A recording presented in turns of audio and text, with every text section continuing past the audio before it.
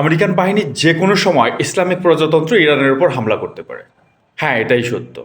বর্তমান প্রেক্ষাপট বিবেচনা করে স্পষ্ট হয়ে উঠছে যে কোনো সময় আমেরিকান বাহিনী এবং সম্মিলিতভাবে এখানে ইসরায়েলও থাকবে।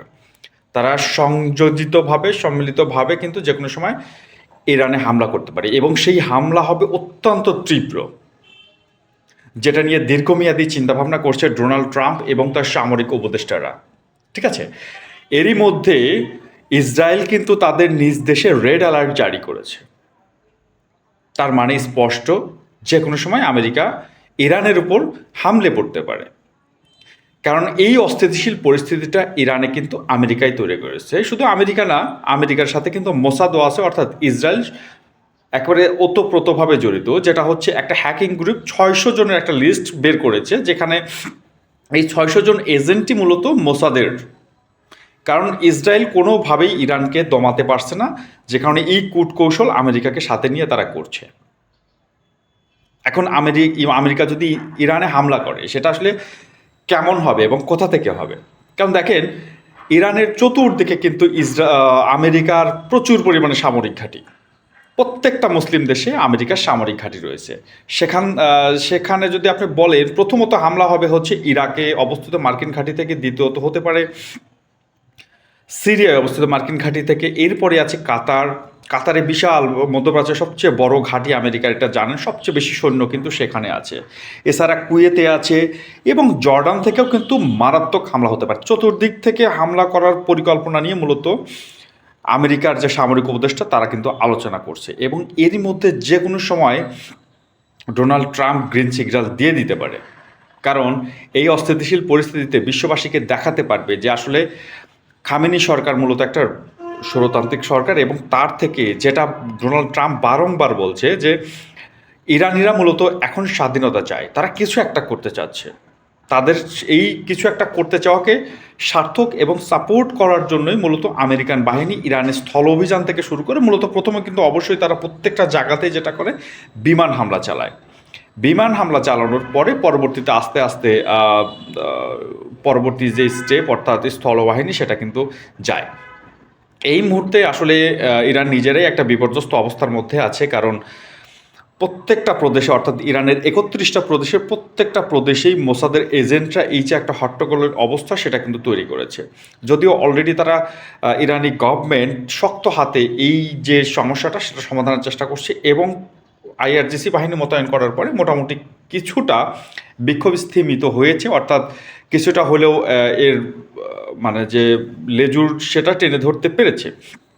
পক্ষান্তরে আরও একটা গভর্নমেন্ট যে কাজটা করেছে ইরানি গভর্নমেন্ট, সেটা হচ্ছে যে তাদের যে সমর্থক আছে, যারা ইসলামিক প্রজাতন্ত্রকে টিকিয়ে রাখতে চায়, তাদের অর্থাৎ সরকারের সমর্থনে তাদেরকে রাস্তায় নামার আহ্বান তারা জানিয়েছে। ইতিমধ্যে লাখ লাখ মানুষ কিন্তু ইরান সরকারের, অর্থাৎ ইসলামিক প্রজাতন্ত্র সমর্থনে রাস্তায় নেমেছে। কিন্তু এই যে পশ্চিমা মিডিয়া, বড় বড় মিডিয়াগুলো কিন্তু কখনোই এই বিষয়টাকে ফলো করে দেখাচ্ছে না। তারা দেখাচ্ছে মূলত যারা হচ্ছে এই প্রোটেস্টার আছে, যারা আন্দোলনের ডাক দিয়েছে, যারা ধ্বংসাত্মক কার্যক্রম চালাচ্ছে, যারা ইরানি গভর্নমেন্টকে বিপদে ফেলছে, তাদের নিউজ কিন্তু তারা ফলো করে এই পশ্চিমা গণমাধ্যম ছাপাচ্ছে।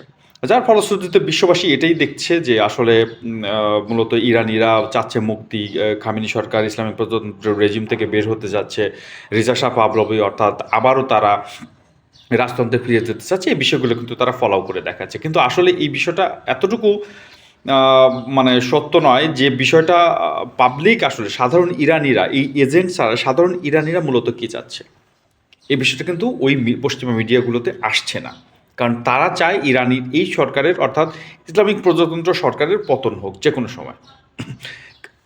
কারণ একটা স্পষ্ট ক্লিয়ার কথা বলি যে 1945 সালে যখন এই রিজা শাহ পাহলভি অর্থাৎ শাহ বংশের শাসন শুরু হয় ইরানে, সেই সময়ের আগ পর্যন্ত কিন্তু একটা গণতান্ত্রিক সরকার ইরানে ছিল। অর্থাৎ পারস্যর এই দেশটাতে একটা গণতান্ত্রিক সরকার ছিল, যে সরকারটা মূলত আমেরিকা এবং পশ্চিমা বিশ্বের ঠিক এই যে ইসলামিক প্রজাতন্ত্র, সেই প্রজাতন্ত্রের মতোই পশ্চিমা বিশ্বের বিষয়গুলো এড়িয়ে চলতে এবং তাদেরকে তেলের যে কোম্পানিগুলো ছিল সেই তেল কোম্পানিগুলোকে কিন্তু মূলত তারা বের করে দিয়েছে, যার ফলশ্রুতিতে তারা এমন একটা সরকার গঠনের চিন্তা করেছিল 1945-এর পরবর্তী সময়ে, যে সরকার মূলত পশ্চিমা এবং আমেরিকার স্বার্থটাই দেখবে। মূলত এটা দ্বিতীয় বিশ্বযুদ্ধ পরবর্তী সময়, যার ফলশ্রুতিতে এই শাহ বংশকে ক্ষমতায় নিয়ে এসেছিল এবং এই শাহ পাহলভী বংশটা মূলত তাবেদারি করছিল আমেরিকা এবং পশ্চিমাদের।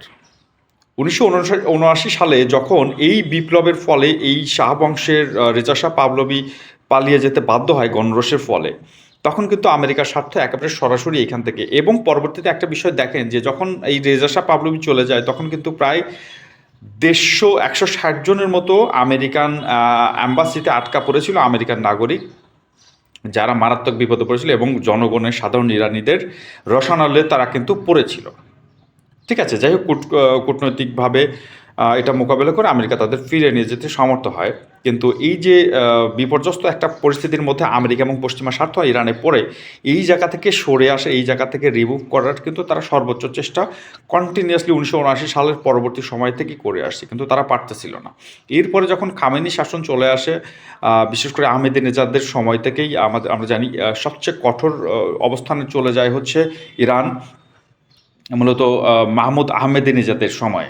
সেই মাহমুদ আহমেদিনেজাদের পরবর্তী সময়গুলোতে কিন্তু প্রচুর পরিমাণে মিসাইলের বিষয়টা কিন্তু এখানে চলে আসে। তারা প্রতিরক্ষা খাতে ব্যাপক ব্যয় করা শুরু করে এবং আমেরিকাকে চোখ রাঙানো শুরু করে, আমেরিকা ইসরায়েলকে চোখ রাঙানো শুরু করে ওই আহমেদিনেজাদের সময় থেকেই। এরপরে রাইসি বলেন, এখন যে আছে, এ যদিও বামপন্থী একজন নেতা, তারপরও কিন্তু তারা মূলত তাদের পররাষ্ট্রনীতিতেই বিশ্বাস করে আগাচ্ছে। এখন তাদের পররাষ্ট্রনীতি এমন হয়ে গেছে যে তারা যাই করুক না কেন, পশ্চিমা শক্তি এবং আমেরিকার বিরুদ্ধেই তাদের প্রত্যেকটা স্টেপ নিতে বাধ্য হবে। এই জন্যই মূলত আমেরিকা এবং পশ্চিমাদের ভয়, এবং ইসরায়েল এই সরকারকে বিপদে ফেলে এই সরকার কাছ থেকে মূলত ইরানিদের মুক্ত করতে চাচ্ছে। যদিও এইটা আসলে মুখের বলি, তারা মূলত চাচ্ছে হচ্ছে নিজেদের স্বার্থ, অর্থাৎ ইরানেও অন্য অন্য মুসলিম দেশের মতো তাদের নিজেদের একটা পছন্দ মতো পুতুল সরকার বসাতে। তো এইটাই মূলত মূল বিষয় ছিল। এবং আরও একবার বলি যে কোনো সময় আসলে ইরানে যদি আমেরিকা এবং ইসরায়েল সম্মিলিতভাবে হামলা করে, তাহলে আমাদের অবাক হওয়ার আসলে কিছুই নাই। এটা যে কোনো সময় যে কোনো মুহূর্তেই হতে পারে। তো অবশ্যই আমরা ইসলামিক প্রজাতন্ত্র ইরানের জন্য দোয়া করব। ভালো থাকবেন সবাই। আসসালামু আলাইকুম।